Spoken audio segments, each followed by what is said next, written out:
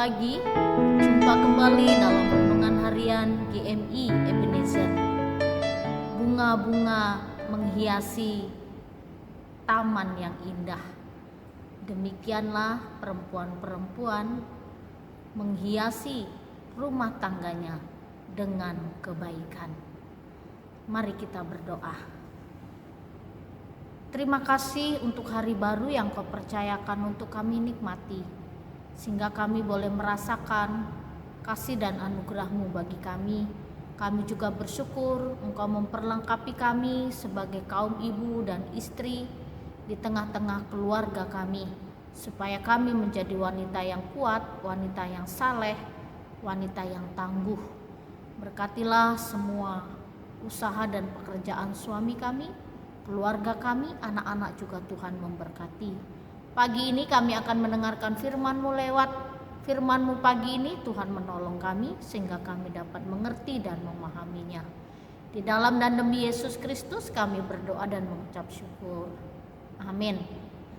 Pagi ini kita akan bersama-sama merenungkan satu tema firman Tuhan, menjadi wanita cakap.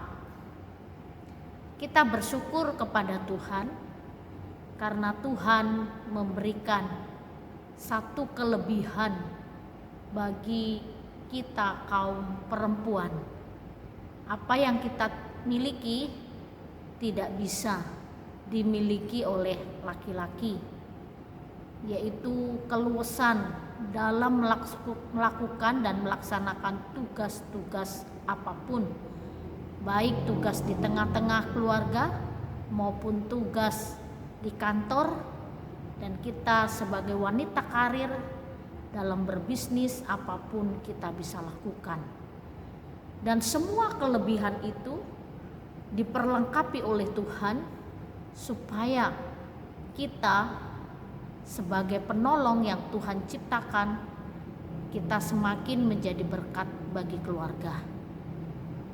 Bapak, Ibu, serta saudara-saudari, kebanyakan pria memandang dan melihat seorang perempuan itu hanya dari luarnya saja. Melihat kecantikan mukanya, melihat bodinya yang bagus. Lalu banyak pria-pria yang terpesona dengan wanita-wanita yang hanya cantik dari luarnya saja, tapi di dalamnya belum tentu.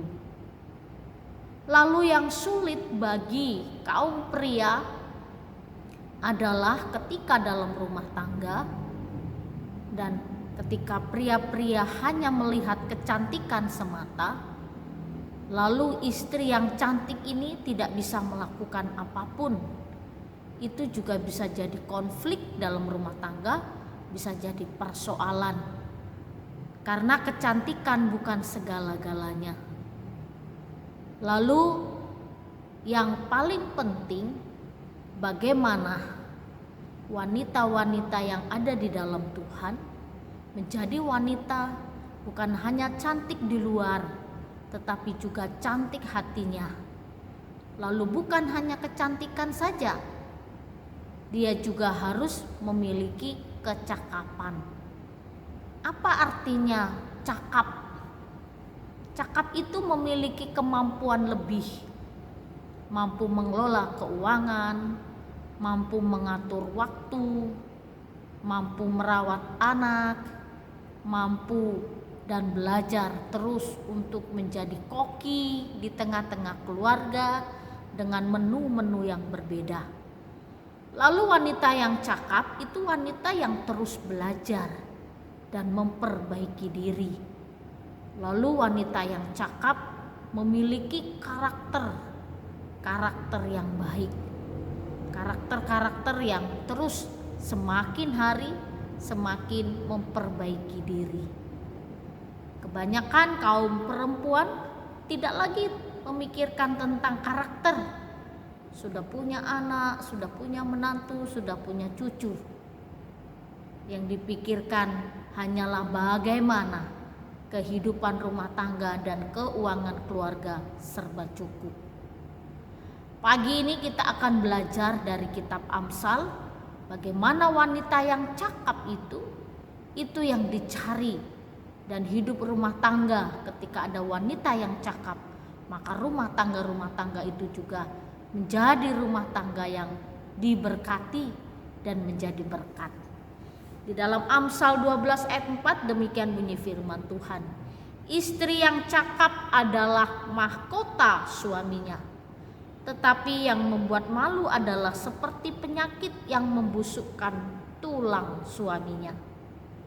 Jadi istri yang cakap, istri yang pandai, istri yang cerdik, istri yang cerdas, istri yang tulus, itu adalah mahkota suaminya. Apa yang dikerjakan istri itu membanggakan suaminya. Jadi Bapak Ibu serta saudara-saudari, jika ada istri-istri yang masih menjelekkan suaminya depan umum, bertobatlah. Hargailah suamimu. Sehebat apapun kita, suami adalah mahkota di tengah-tengah keluarga kita. Lalu setinggi jabatan apapun kita, suami adalah kepala rumah tangga. Hormati, hargai, dan kita wanita dapat menempatkan diri dengan baik. Karena mahkota suaminya adalah istri yang cakap. Lewat hidup kita, suami dihargai orang lain. Lewat perlakuan kita juga, suami dihormati orang lain. Jadi istri yang cakap, wanita yang cakap adalah wanita yang dapat menghargai suaminya. Lalu Bapak Ibu serta saudara-saudari, banyak istri-istri yang menjadi batu sandungan bagi suaminya.